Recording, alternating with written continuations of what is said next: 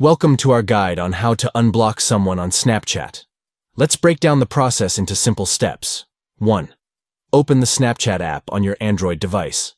Launch the Snapchat application on your Android device to begin the unblocking process. 2. Tap your avatar or profile picture at the top left of the screen. Locate your avatar or profile picture at the top left corner of the screen and tap on it to access your profile settings. 3. Tap the settings icon at the top right of the screen. Find the settings icon at the top right of the screen and tap on it to enter the settings menu. 4. Scroll down and tap Blocked Users. Within the settings menu, scroll down until you see the option for blocked users. Tap on blocked users to view the list of accounts you have blocked. 5. Tap the X icon next to the blocked account. Identify the account you wish to unblock and tap on the X icon next to their name to initiate the unblocking process. 6. Tap Yes.